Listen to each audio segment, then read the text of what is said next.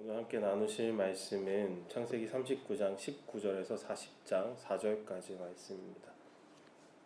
창세기 39장 19절부터 40장 4절까지의 말씀입니다. 다 찾으신 줄로 알고 함께 합독하도록 하겠습니다. 그의 주인이 자기 아내가 자기에게 이르기를 당신의 종이 내게 이같이 행하였다 하는 말을 듣고 심히 노한지라. 이 요셉의 주인이 그를 잡아 옥에 가두니 그 옥은 왕의 제수를 가두는 곳이었더라. 요셉이 옥에 갇혔으나 여호와께서 요셉과 함께 하시고 그에게 인자를 더하사 간수장에게 은혜를 받게 하심에 간수장이 옥중 죄수를 다 요셉의 손에 맡김으로 그 재반 사무를 요셉이 처리하고 간수장은 그의 손에 맡긴 것을 무엇이든지 살펴보지 아니하였으니 이는 여호와께서 요셉과 함께 하심이라. 여호와께서 그를 범사에 형통하게 하셨더라. 그 후에 애굽 왕의 술 맡은 자와 떡 굽는 자가 그들의 주인 애굽 왕에게 범죄한지라. 바로가 그 두 관원장 곧 술 맡은 관원장과 떡 굽는 관원장에게 노하여 그들을 친위 대장의 집 안에 있는 옥에 가두니 곧 요셉이 갇힌 곳이라. 친위 대장이 요셉에게 그들을 수종들게 하매 요셉이 그들을 삼겼더라. 그들이 갇힌 지 여러 날이라. 아멘. 젊은 요셉이 보디발의 집에서 충성스럽게 그의 집안의 재무 모든 것들을 담당하고 있을 때 예상치 못한 시험이 찾아왔습니다. 보디발의 아내가 요셉을 유혹하였지만 요셉은 다행히 그 유혹에 넘어가지 아니하고 내가 어찌 이 큰 악을 행하여 하나님께 죄를 지으리까 하면서 그 유혹을 뿌리쳐내는 거절하는 모습을 보게 됩니다. 그러나 이 거절로 끝나는 것이 아니라 그 보디발의 아내가 이 거절에 대해서 큰 분노로 가득하게 되어서 남편에게 거짓을 고발하게 됩니다. 그런데 놀라운 것은 이 보디발이 자신의 아내의 이 거짓 고소를 듣고서 즉시 처형하지 않고 오히려 감옥으로 보냈다라는 것이 참 신기합니다. 당시 노예가 주인에게 수치심을 끼쳤다라면은 심각한 범죄로 즉결 처형이 가능한 그런 시대였었습니다. 그러나 보디발은 자신의 아내의 체면을 살리면서도 또한 요셉의 무죄의 가능성을 고려하여서 왕의 제수들이 갇히는 감옥으로 보냈다라는 것입니다. 21절은 이렇게 이야기하고 있습니다. 여호와께서 요셉과 함께 하셨다. 요셉의 상황을 다시 생각해 보면요, 요셉은 지금 억울하게 감옥에 가게 된 상황입니다. 만약 우리가 요셉이었다면은 이렇게 억울하게 감옥에 가게 된 상황 가운데서 하나님께 어떠한 고백들을 하게 될 것 같습니까? 하나님 계시긴 계십니까? 도대체 제가 잘못한 게 무엇입니까? 애굽에 팔려온 것도 너무나도 억울하고 속상한데 이 애굽에서 조금 마음을 잡고서 성실하게 살아보고자 노력하며 살아왔는데 왜 나에게 또 다시 한번 이런 억울한 일이 생기는 것입니까? 라고 원망했을 것 같습니다. 그런데 성경은 요셉의 원망에 대한 기록이 나타나 있지 않습니다. 오히려 놀라운 말씀을 하는데요. 감옥에 갇혔는데도 하나님께서 감옥에 갇힌 요셉과 함께 계셨다라고 성경은 이야기하는 것입니다. 이 하나님이 함께 하셨다라는 말씀은요, 요셉의 이야기, 인생의 전반적인 인생에서 모든 부분에서 마치 뭔가 후렴구처럼 계속해서 반복해서 나오는 것을 보게 됩니다. 요셉이 17살의 형들에게 속아서 애굽의 노예로 팔려갈 때에도 여호와께서 요셉과 함께 하심으로 라는 구절이 기록되어 있고요. 보디발의 집에서 종으로 일을 할 때도 여호와께서 그와 함께 하심으로 라고 기록되어 있습니다. 그리고 오늘 본문에서도 감옥에서도 여호와께서 요셉과 함께 하사라고 기록되어 있는 것입니다. 상황은 계속해서 바뀌어 나갑니다. 아버지의 집에서 사랑받는 아들이었다가 노예가 되었다가 집사가 되었다가 옥에 갇힌 죄수가 되었습니다. 하지만 변하지 않는 것 하나가 있다면은 바로 하나님의 함께하심이라는 것입니다. 여기서 인자라는 말에 좀 집중해 보면 좋겠습니다. 21절에 인자라는 말이 등장하는데요. 이 말은 히브리어로 헤세드입니다. 바로 은혜이죠. 세번역 성경을 보니까요, 이렇게 번역해 놓았더라고요. 한결같이 사랑하셔서. 하나님께서 요셉을 사랑하시는데 한결같이 사랑하셨다라는 표현입니다. 한결같은 사랑은 하나님이 사람과 맺으신 이 약속에 기반한 사랑입니다. 우리가 잘해서 받는 사랑이 아니라 하나님께서 먼저 인간에게 오셔서 먼저 하신 그 약속에, 그 약속하신 변하지 않는 사랑을 여기 지금 이야기하고 있는 것입니다. 부모가 자녀를 사랑하는 것과 동일하지 않습니까? 부모된 성도님들은 내 자녀가 말을 잘 들어서 사랑하는 게 아니라 그냥 그저 내 자녀이기 때문에 사랑하는 것이지 않습니까? 자녀가 오늘 나에게 실수를 해도, 나에게 잘못을 한다 해도, 말썽을 피워도 부모의 사랑은 변하지 않습니다. 하나님의 사랑이 그러합니다. 요셉이 감옥에 갇혀 있어도, 억울한 상황에 있어도, 요셉이 사람들에게 인정받지 못하고 오히려 비난받을 만한 그런 상황이 있는다 할지라도 하나님은 요셉을 향한 그 사랑이 변하지 않는다라는 것입니다. 이처럼 하나님은 우리를 향한 그 사랑이 상황에 따라서 변하는 분이 아니라는 것입니다. 우리의 형편이 좋든지 나쁘든지 성공하든지 실패하든지 하나님은 동일하게 그 자리에 계시면서 동일하게 우리에게 사랑을 주고 베풀고 계신다라는 것입니다. 하나님은 하나님의 그 감정에 흔들려서 감정에 따라서 우리에게 진노하시고 사랑하시고 이렇게 변덕스러운 분이 아니라는 것입니다. 감정에 따라서 변덕스럽게 사랑을 주고 처벌하는 것은 이방 신들이 하는 것이지 우리 하나님은 그렇지 않다라고 성경은 분명하게 이야기하는 것입니다. 그렇다면 우리는 어떠합니까? 우리는 우리의 삶 속에서 하나님을 어떻게 인식하면서 살아가고 있습니까? 하나님은 여전히 우리 가운데 함께 계시며 여전히 우리 가운데 사랑을 베풀고 계시지만 우리는 하나님을 어떻게 대하고 있는지를 한번 살펴보았으면 좋겠습니다. 혹시 우리가 하나님이 필요할 때만 찾고 계시진 않습니까? 나의 필요만 하나님 앞에 나열하며 기도하고 계시지는 않습니까? 내가 잘 풀릴 때만, 내 삶이 순탄할 때만 하나님께 감사드리진 않습니까?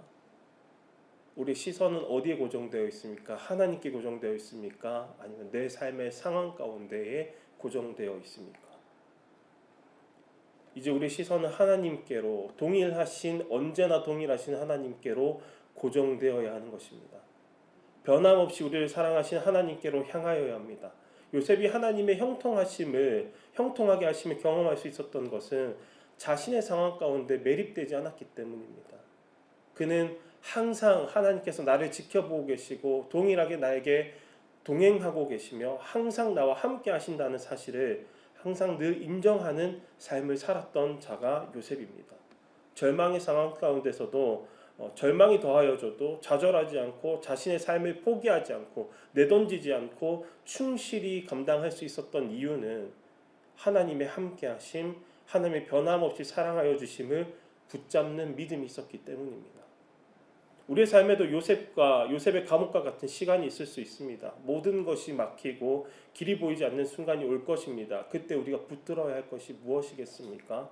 우리가 붙들어야 할 것은 눈에 보이는 현실이 아니라 우리의 감정이나 상황이 아니라 오직 하나님이 함께 하신다라는 이 믿음 하나인 것입니다.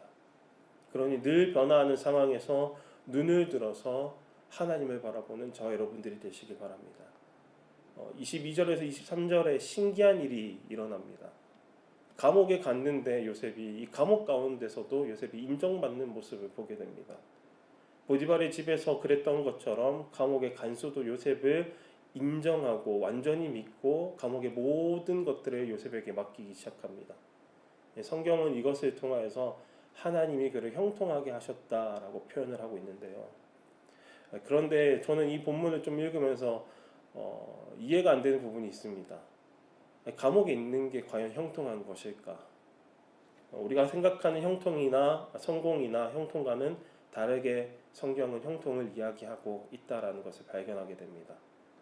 하나님이 생각하는 잘 되는 것은 우리가 생각하는 잘 되는 것과 다르다라는 것을 깨닫게 됩니다. 제가 생각하는 형통은 돈을 많이 벌고 높은 자리에 오른 것, 아니면은 어떠한 문제도 없이 내가 추진하고자 하는 일이 다 순적하게 이루어지는 것이 형통이라고 생각해 왔는데 하나님은 그렇게 생각하지 않는다라는 것입니다. 오히려 하나님께서 말하시는 형통이라는 것은 하나님과 함께하는 삶이 진정한 형통이라고 오늘 본문은 이야기하는 것입니다. 세상은 성공과 돈과 명예를 그리고 권력으로 이 형통의 기준을 삼고 있습니다. 하지만 하나님의 기준은 하나님과 함께 하느냐가 형통의 기준이라는 것입니다. 그렇기 때문에 어제 목사님께서 오후 예배 때 말씀하신 것과 같이 우리는 우리를 형통하게 하시는 이 하나님을 마음껏 전해야 한다라는 것입니다. 하나님을 알지 못하는 세상 사람들에게 이야기해야 하는 것입니다. 하나님 없이 살아가는 삶이 얼마나 절망적입니까? 불안과 근심과 걱정이 가득합니다. 그러나 우리의 삶에도 불안할 것들과 걱정할 거리들이 참 많이 있습니다. 그럼에도 우리는 하나님이 계시기에 그 모든 것들을 하나님께 아뢰 수 있습니다. 하나님이 계시기에 하나님께서 우리의 모든 그 근심과 걱정들을 해결해 주십니다. 그러나 세상 사람들은 그 어디에도 기댈 곳이 없다라는 것입니다. 그들은 아무리 소유하고 아무리 이루어도 그 마음 안에 허무함이 가득합니다. 그들에게 가장 필요한 것이 그렇기 때문에 하나님이라는 것입니다. 하나님 있는 저 여러분들은 이제 이 구원의 복음을 전할 사명자가 되었다라는 것을 기억하십시오. 지금 내게 주어진 자리가 어떤 자리입니까? 가정에서, 일터에서, 어느 공동체에서든지 저 여러분들은 지금 그 자리에서 하나님이 함께 하신다. 하나님과 함께함으로 형통함을 누린다라는 것을 증거하는 삶을 살아가야 한다라는 것입니다. 어느 자리이든 그곳에서 세상의 가치관을 따르는 것이 아니라 요셉처럼 하나님과 관계를 증거하는 저 여러분들이 되시기를 소망합니다. 그들 앞에서 하나님의 말씀을 이야기하는 저 여러분들이 되시기를 바랍니다. 그들 앞에서 하나님이 주시는 기쁨과 소망을 이야기하는 저 여러분들이 되시기 바랍니다. 그들 앞에서 어떠한 상황에도 하나님을 향한 신뢰하는 믿음을 보여주는 저 여러분들이 되길 바랍니다. 그들 앞에서 어떠한 상황에서도 하나님께 감사하며 찬송을 올려드릴 수 있는 저 여러분들이 되시기 바랍니다. 말씀을 마치고자 합니다. 요셉의 이야기에서 우리가 놓치지 말아야 할 것은 시간이더라고요. 요셉이 형들로부터 이제 팔릴 때부터 이집트의 총리가 될 때까지 약 13년의 세월이 흘러갑니다. 그 중에 상당 기간을 감옥 가운데에서 보내게 됩니다. 13년이란 시간이 얼마나 긴 시간입니까? 초등학생이 중학교를 졸업하여서 고등학생이 되는 그 정도의 시간입니다. 아니면 갓 사회생활을 시작한 이 사회초년생이 10년 정도 되는 베테랑이 되는 그런 경험을 쌓는 시간이기도 합니다. 그 시간 동안 요셉은 자신의 고향을 떠나서 낯선 땅에서 노예로 혹은 누명을 써서 죄수로 살아가야 했었습니다. 그에게 13년은 마치 하나님이 없는 것과 같은 하나님의 침묵처럼 느껴졌을지도 모릅니다. 그렇다면 하나님께서는 왜 요셉에게 이 13년이라는 시간을 허락하셨을까요? 왜 요셉이 17살에는 이 받았던 그 꿈과 비전을 성취하게 하지 않으시고 그 17살 이후에 13년이 지난 이후에 하나님께서 주신 그 꿈, 그 총리가 되는 꿈을 이룰 수 있게끔 하셨을까요? 만약 요셉이 17살 때에 바로 총리가 되었다면 어떻게 되었겠습니까? 그는 총리가 된 자리에서 매우 곤혹스러운 일들을 많이 경험했을 것입니다. 어린 나이에 갑작스러운 권력과 경험도 지혜도 없는 사람을 다루는 그 노련함도 없는 상황 가운데에 그가 총리가 되는 것은 오히려 독이 되었을 것입니다. 주변의 시기와 질투, 여러 가지 음모 속에서 요셉이 살아남기는 쉽지 않았을 것입니다. 하나님은 요셉에게 총리라는 직분만 주신 것이 아니라 그 직분을 감당할 수 있는 인격과 역량을 준비시키는 시간이 바로 13년이라는 것입니다. 보디발의 집에서 그는 조직을 관리하는 방법을 배우게 되고 감옥에서 절망 속에서도 하나님을 신뢰하는 방법, 그 예측 불가능한 상황을 인내하는 방법을 배우게 되는 것입니다. 요셉의 삶을 보니까요, 단순히 그냥 성공하는 스토리가 아니라는 것입니다. 더욱 절망적인 상황으로 깊은 구덩이로 빠져들어가는 것처럼 보이지만은 하나님은 그 단계별로 더욱더 깊이 더욱더 맛을 내게 성숙하는 삶을 이루어 간다라는 것입니다. 하나님이 이끄시는 성숙의 시간은 요셉에게만 적용되는 것이 아닙니다. 성경의 위대한 인물들 모두가 이 기다림의 시간, 성숙의 시간을 통과하였다라는 것을 우리는 알 수 있습니다. 모세가 40년간 광야 생활을 하면서 이스라엘 백성들을 이끌어갈 지도자로서 준비되는 시간이 있었습니다. 다윗은 사울 왕에게 쫓기면서 10년이 넘어가는 세월 동안 광야에서 도망자 신세로 살아왔습니다. 사도 바울은 다메섹 도상에서 예수님을 만난 이후에 사역을 바로 시작하지 않고 공백의 시간이 있었다라고 성경학자들이 동일하게 이야기합니다.